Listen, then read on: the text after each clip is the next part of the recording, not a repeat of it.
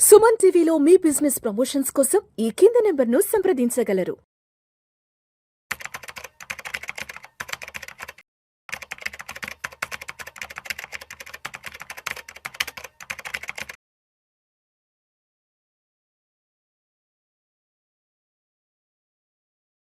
అనిల్ గారు నమస్తే సార్. నమస్తే అండి. సో అనిల్ గారు, మరి ఈరోజు యావత్ దేశం మొత్తం ఆశ్చర్యపోయే రేంజ్లో విజయ్ సింగిల్గా సింహంలా వచ్చి గెలిచాడు కదా. మరి తాను ఈరోజు గెలవడానికి ఎటువంటి నెట్వర్క్ బిల్డ్ చేసుకున్నాడు, ఎటువంటి ఇమేజ్ని బిల్డ్ చేసుకున్నాడు, ఎటువంటి సినిమాలతో మరికొంత ప్రజాదరణ పొందాడు, ఎలా ఇంకా ఎక్కువ చేరువయ్యాడు, దీనికంటే ముందు అసలు సో ఫస్ట్ థింగ్ వచ్చేసి సినిమాల గురించి మాట్లాడదాం. ఫస్ట్ తను ఏంటంటే ఇంతకుముందు రజనీకాంత్ గారి లాగా తను కూడా ఒక ఫ్యాన్ క్లబ్స్ క్రియేట్ చేసుకున్నాడు, విజయ్ ఫ్యాన్ క్లబ్స్. తను నియర్లీ 85,000 అండి, 85,000 క్లబ్స్. అంటే ప్రతి పల్లె, ప్రతి టౌన్, ప్రతి ఏరియాలో కూడా విజయ్ కంటూ తనకు ఒక ఫ్యాన్ క్లబ్ అనేది క్రియేట్ చేసుకున్నాడు. 85,000 అంటే మాటలు కాదు. ఈవెన్ క్లబ్లో 10 మంది 20 మంది ఉన్నా కానీ యు ఆర్ లుకింగ్ ఎట్ ఏమంటారు 17-18 లక్షల మంది ఫ్యాన్సే ఉన్నారు. సో ఫ్యాన్ క్లబ్ అంటే ఎంగేజింగ్, కంటిన్యూస్గా ఎంగేజ్ చేస్తూ ఉంటారు వాళ్ళు. సో అది జరిగింది. దాన్ని ఏంటి విజయ్ మక్కల్ ఇయక్కం అని పెట్టాడు అప్పుడు దాన్ని. సో అది 2009 నుంచే చేశాడు. సో ఇది అప్పుడు ఎప్పటి నుంచో మొదలవ్వడం వల్ల దానివల్ల యాక్టివిటీ అనేది తనకు గ్రౌండ్ లెవెల్ నెట్వర్క్, ప్రతి ఏరియాలో తన మనుషులంటూ ఒక బిల్డ్ చేసుకున్నాడు. అంటే ఒక బూత్ లెవెల్ నెట్వర్క్ ఏదో అంటారు కదా, అలాంటి దాన్ని ఎప్పటి నుంచి బిల్డ్ చేసుకున్నాడు. ఇండైరెక్ట్ గా తన ఫ్యాన్ క్లబ్. ఈవెన్ రామారావు గారు కూడా తన ఫ్యాన్స్ అన్ని చోట్ల ఉన్న వాళ్ళకి మీరు చూస్తే వాళ్ళకి పోటీకి అవకాశం ఇచ్చాడు. చాలా మంది ఫ్యాన్స్. సో ప్రతి ఒక్క ఫ్యాన్కి కూడా మీరు చూస్తే హైదరాబాద్లో చాలామంది గెలిచిన వాళ్ళు, ఆయన 83లో 84 ఎలక్షన్స్లో గెలిచిన వాళ్ళలో ఆయన ఫ్యాన్స్ అసోసియేషన్ వాళ్ళే చాలామంది గెలిచారు. ఎందుకంటే వాళ్ళకి ఇచ్చేశాడు, వాళ్ళతో ఆయన టచ్లో ఉంది, ఓట్ తనకి వాళ్ళకి సీట్లు ఇచ్చాడు. విజయ్ కూడా చూసుకుంటే చాలామంది తన ఫ్యాన్ క్లబ్స్ వాళ్ళకి ఇచ్చాడు. అండ్ అన్నిటికన్నా ఇంపార్టెంట్, ఏ పార్టీకి అలైన్మెంట్ లేదు. ఏ పార్టీతో పొత్తు పెట్టుకోలేదు, ఏ ఇతర పార్టీ నాయకులకు సంబంధించిన వాళ్ళ బ్లెస్సింగ్స్ కోసం కానీ వాళ్ళ ఆశీస్సుల కోసం కూడా ఎక్కడ వెంపర్లాడలేదు సార్. అది నిజంగా దట్స్ గ్రేట్ థింగ్. యాక్చువల్లీ తను అన్నిటికన్నా ఇదే మేజర్ అంటే కారణాలు ఏంటంటే హీ ఫౌండ్ ఏ గ్యాప్ ఉంది. ఏది ఎవరు లేరు, ఏది ఆల్టర్నేటివ్ అనేవాళ్ళు ఎవరు లేరు. ఈ గ్యాప్ను వాడుకోవాలంటే నేను ఏ పార్టీ వైపు మనిషిని లేను అని చెప్పుకోవడానికి ఈ పొజిషన్ హిమ్సెల్ఫ్ వెల్. దెన్ ఇది మీరు అన్నట్టు ఒక్క రోజులో అయితే జరిగింది కాదు. సో తను మ్యాసివ్ ఫ్యాన్ బేస్తో పాటు తన తలపతి అనే ఇమేజ్, తలపతి తన అనేది మాత్రం సినిమాటిక్గా మాస్ సినిమాలు చేశాడు. 1 కాదు 2 కాదు, ఎన్నో సినిమాలు. మాస్ అంటే మాస్. నియర్లీ ప్రాబ్లీ ఒక 20 సంవత్సరాల నుంచి తను 20 కన్నా ఎక్కువ సంవత్సరాల నుంచి సినిమాలు చేస్తూ ఉన్నాడు. తుపాకీ కానీ, అటు మర్సల్ అని ఆ సినిమా కానీ, బిగిల్, మీరు చూస్తే ఏది కూడా మాస్టర్, లియో, అంటే సినిమాలన్నీ కమర్షియల్ సక్సెస్ తో పాటు ప్రతి చోట he's fighting some bad things. So అంటే సమాజాన్ని ఉద్దేశంగా పెట్టుకొని ఉద్ధరిస్తున్నట్టు కొంత డాక్టర్ గా చేశాడు, డబ్బులు తీసుకోకుండా చేయడానికి. సో ఎప్పుడు ఎంటర్టైన్మెంట్ ఒకటే కాదు, ఎంటర్టైన్మెంట్ చేశాడు. ఎంటర్టైన్మెంట్ తో పాటు సమ్ మెసేజ్, సోషల్ మెసేజ్ ఇవ్వాలని తాపత్రయం తప్పకుండా ప్రతి సినిమాలో. ఈవెన్ రీసెంట్ గా వచ్చిన జననాయకన్ కూడా, అది కూడా అందులో కూడా అంతే. తనను అటు పోలీస్ బ్రుటాలిటీ మీద కానివ్వండి, జిఎస్టీ దాని మీద కానివ్వండి, మెడిసిన్స్ మీద కానివ్వండి, యూత్ అన్ఎంప్లాయ్మెంట్ మీద కానివ్వండి, డ్రగ్స్, చాలా వాటి మీద ఏవైతే చేశాడో ఈవెన్చువల్లీ అవే తన పొలిటికల్ మేనిఫెస్టో లాగా తను తయారు చేసుకున్నాడు. ఏది ఆడవాళ్ళ గురించి ఫైట్ చేయడం కానివ్వండి, యూత్ కోసం గురించి పోరాడడం. సో వాటిని అంటే అది, సో తన సినిమాలు అనేది తనకు ఒక ఆయుధం లాగా ఉపయోగపడ్డాయి ఈ టైంలో. సో తన సినిమాలే తనకు అంటే ఏం చేస్తావు అని అంటే జనరల్గా ఏంటంటే ప్రతి పార్టీ పెట్టినప్పుడు దానికి ఒక పాలసీ అని, డీటెయిల్డ్గా ఏం చేద్దాం అనుకుంటున్నావు అని అవన్నీ అడుగుతారు. బికాజ్ ఈజ్ సినిమా నుంచి వచ్చాడు కాబట్టి ఆయనకు ఒక అడ్వాంటేజ్ ఉండింది. ఏంటి, నా సినిమాల్లో అన్నీ చెప్పాలనుకునే చేశాను, చూపించాను, అవే ఇప్పుడు నేను పాటించబోతున్నాను అన్నట్టు అట్లాంటి ఇమేజ్తో హీ కుడ్ షో. దాని తగ్గట్టు తన మేనిఫెస్టో కూడా ఉండింది.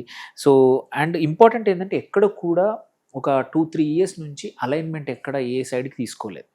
దానివల్ల ఏంటి, ఈ తను ఇండిపెండెంట్ లీడరు, ఇండిపెండెంట్ మనిషి అనేది ఇమేజ్ చాలా ఒక క్రియేట్ చేసుకున్నాడు. అండ్ ఇంకోటి కూడా తను చూపించిన మాట్లాడిన మీటింగ్స్లో కానివ్వండి, సో నేను మీకోసం వస్తున్నాను, సో మాస్ కనెక్ట్ అనేది మీరు చూస్తే ఇప్పుడు చిరంజీవి గారు వచ్చినప్పుడు కూడా చూసుకుంటే మన అన్నయ్య అనే అనేవాళ్ళం అందరూ కూడా. సో ఇక్కడ కూడా మోరల్లెస్ అలాంటి పరిస్థితే, అందరికీ మా ఇంటి వాడు ఈయన ఉంటే సీఎం ఉంటే బాగుంటుంది అనేది అది మంచి కనెక్ట్ అయింది. బికాజ్ ఆ సినిమాలు అనేది ప్రతి సినిమా ఆయనకి పక్కా ఎఫెక్ట్ అయింది. సో ఈ టైంలో కూడా అన్నిటికన్నా ఇంపార్టెంట్, తను తొనకలేదు. చాలా ఇబ్బందులు వచ్చినా తొనకలేదు, ఎక్కడ నోరు జారలేదు, ఎవరిని కించేత్ మాట అనలేదు, ఎక్కడ రెస్పాండ్ అవ్వలేదు. అండ్ ఒకటే అజెండా, నేను ఇది చేస్తాను. ఈవెన్ ఎప్పుడు కూడా నేను గెలిస్తే ఓడితే ఏం చేస్తానని చెప్పలేదు కావాలని స్ట్రాటజిక్గా. సో అది ఒకటి. సో దాంతో పాటు ఫ్రాక్చర్డ్, ఆయన కలిసి వచ్చింది ఏంటంటే ఫ్రాక్చర్డ్ అపోజిషన్ తనకి ఇప్పుడున్న పరిస్థితి. ఒక్కొక్క చోట 4 ఎందుకంటే ఇటు డిఎంకే ఒకటి అలయన్స్, ఏడిఎంకే బీజేపీ అవన్నీ ఒక అలయన్స్, ఎన్టీకే అని సీమన్ వాళ్ళ పార్టీ అదొక అలయన్స్, ప్లస్ ఈయనది ఒక పార్టీ. సో ప్రతి చోట 4-5 పార్టీలు ఫైట్ చేసినప్పుడు ఏంటంటే ఈయన అడ్వాంటేజ్ ఏంటి, యూత్, ఉమెన్, అందులో సైజబుల్ పాపులేషన్ ఉంటే చాలు. ప్లస్ తన యొక్క బికాజ్ ఆయన విజయ్ జోసెఫ్, ఆయన క్రిస్టియన్, సో ఆ ఓట్లు కూడా వచ్చాయి. సో 3 ఓట్లు వచ్చే వరకు ఏమవుతుందంటే తన ప్లస్ స్టార్డమ్ ఎట్లా ఉంటుంది అండ్ మార్పు కోరుకుంటున్నారు, బికాజ్ యాంటీ ఇన్కంబెన్సీ ఉంది. ఇన్ని జరిగేసరికి మీరు చూస్తే మనం ఇంత చూసినా కూడా వాళ్ళకి 30 పైన కూడా లేదు percentage, voting percentage. Right. So ఇప్పుడు అనిల్ గారు, ఇప్పుడు కమల్ హాసన్ గారు కానివ్వండి, రజనీకాంత్ గారు, ఆల్మోస్ట్ ఇద్దరు ఒక 50-60 సంవత్సరాల నుంచి సినిమా ఇండస్ట్రీలో ఉన్నారు. కమల్ హాసన్ గారు ఆల్మోస్ట్ హీజ్ చైల్డ్ ఆర్టిస్ట్. ఆయన చైల్డ్ ఆర్టిస్ట్ నుంచి ఇవాళ ఆల్మోస్ట్ ఆయనకు ఒక 60 years నుంచి ఆయన సినిమాలో ఉన్నారు. ఒక 50 years నుంచి రజనీకాంత్ గారు సినిమాలో ఉన్నారు కదా. అంటే వీళ్ళిద్దరూ చేయలేంది, అంటే సినిమా స్టార్లుగా ఉండి వాళ్ళు కూడా రాజకీయాల్లోకి ఎంట్రీ ఇద్దాం అనుకున్నారు. అది ఒక 3 నెలలకో 6 నెలలకో మళ్ళీ విత్డ్రా చేసుకుని వెనక్కి వెళ్ళిపోయారు కదా. అంటే వాళ్ళకి సాధ్యపడింది వాళ్ళు చేయలేంది, ఇక్కడ విజయ్ చేసింది, విజయ్కి సాధ్యపడింది ఏముంది అసలు బేసిక్గా? ఒకటి ఆస్పిరేషన్, పక్క వాళ్ళకున్న ఆస్పిరేషన్ కన్నా తనకు ఒక పార్టీ పెట్టి నేను సీఎం అవుదామనే ఆస్పిరేషన్ స్ట్రాంగ్గా ఉండింది. That is one thing for sure. అంత ఆస్పిరేషన్ లేకపోతే తను లాస్ట్ ఫ్యూ ఇయర్స్ నుంచి తను బిల్డ్ చేసుకున్నాడు, మొత్తం ఆర్గనైజేషన్ బిల్డ్ చేసుకున్నాడు, తన ఫ్యాన్ క్లబ్స్ని యాక్టివేట్ చేశాడు, అండ్ పార్టీకి కావాల్సిన స్ట్రక్చరు అండ్ వ్యూహం, అన్నిటికన్నా ఇంపార్టెంట్. మనం అన్నీ ఉన్నా కానీ వ్యూహం సరిగ్గా లేకపోతే టయానికి మనం ముందుకు రాము, అదొకటి. పొజిషనింగ్ హిమ్సెల్ఫ్, అదొకటి. అండ్ ఆపర్చునిటీ, అన్నిటికన్నా ఇంపార్టెంట్ ఏంటంటే ఈ ఆపర్చునిటీ మళ్ళీ రాదు. మీరు చూస్తే చాలాసార్లు రజనీకాంత్ గారు పాలిటిక్స్కి వస్తారు కొన్నేళ్ళ నుంచి మనం చెప్తానే ఉన్నాం కానీ సో ఎప్పుడు ఆయన ధైర్యం చేయలేదు. సో విజయ్ ఆ ధైర్యం చేశాడు, తెగించాడు. అది వాళ్ళకి ఆ తెగింపు లేక మొహమాటంతో వెనక్కి వెళ్ళిపోయారు. బట్ విజయ్ తెగించొచ్చాడు. అండ్ మొదటి నుంచి చాలా స్ట్రాటజిక్గా ఏ పార్టీతో అసోసియేట్ అవ్వలేదు. మీరు చూస్తే కమల్ హాసన్ గారు అటు డిఎంకేకి చాలాసార్లు సపోర్ట్ చేశారు, కాంగ్రెస్కి సపోర్ట్ చేశారు.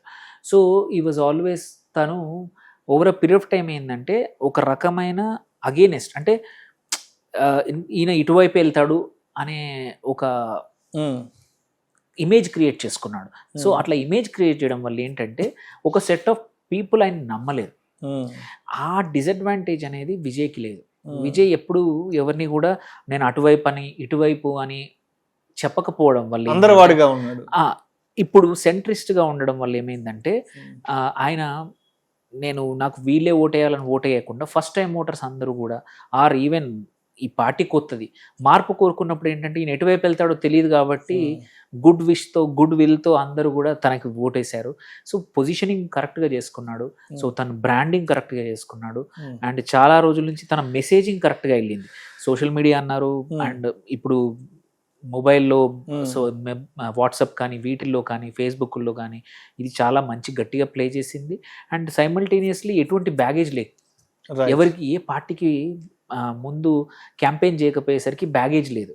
సో ఎవరిని క్రిటిసైజ్ చేయాలో అంటే నువ్వు వెళ్ళి ఎలాగో డిఎంకేతో వెళ్తావు ఆర్ నువ్వు వెళ్ళి ఎలాగో ఏఐడిఎంకేతో వెళ్తావు అని ఎవరు అనడానికి లేదు.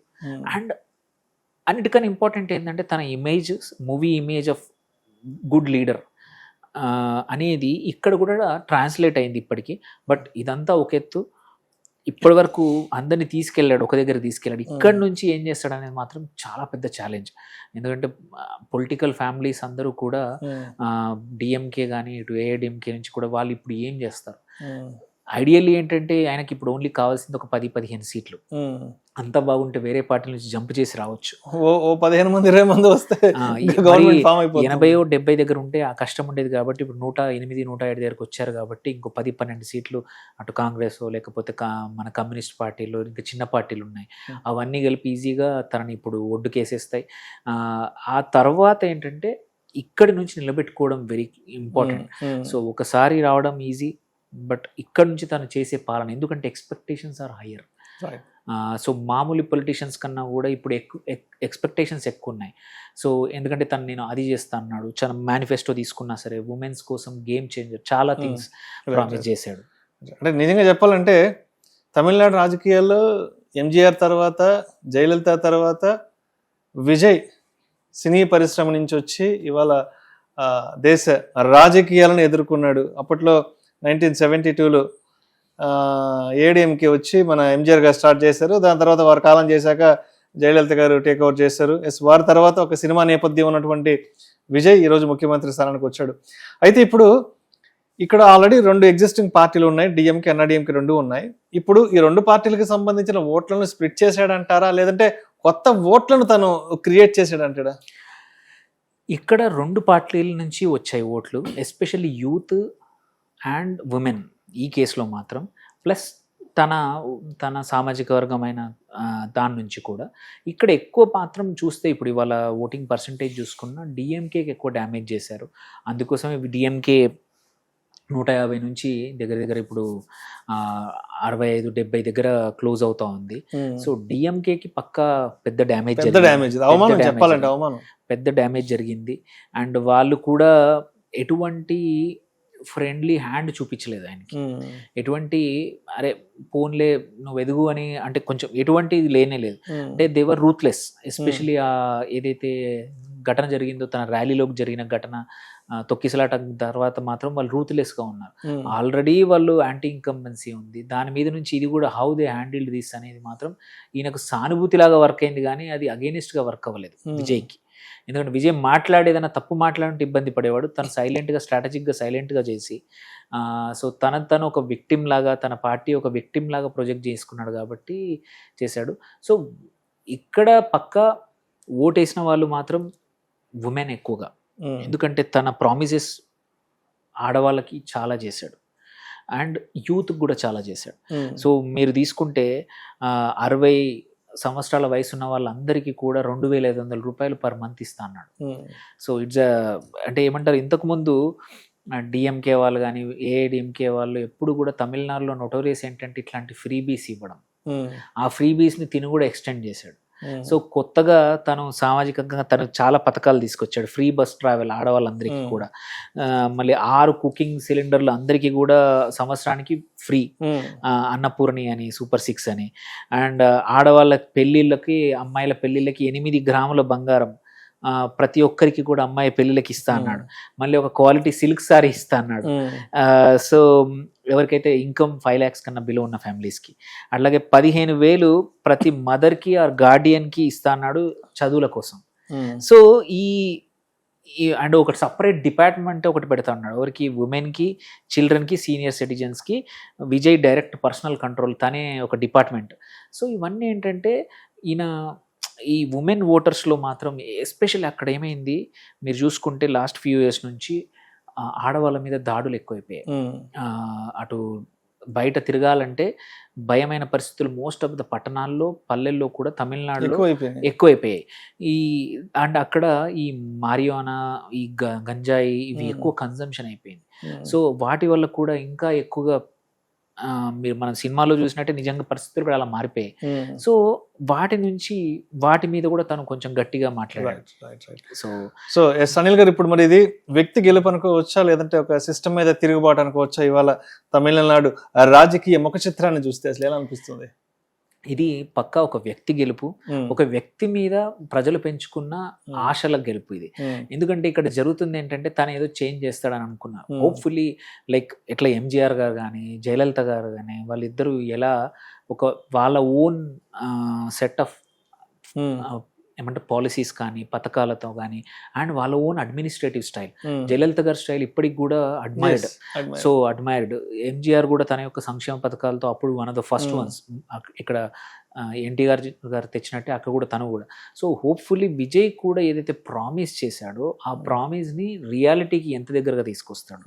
అండ్ అక్కడ ఫర్ షూర్ తమిళనాడు ప్రజలు లైక్ ఆంధ్రప్రదేశ్ ప్రజల్లాగా రూత్లెస్. మీరు అన్నది ప్రామిస్ చేయకపోతే నెక్స్ట్ టైం నిన్ను ఎన్నుకోరు.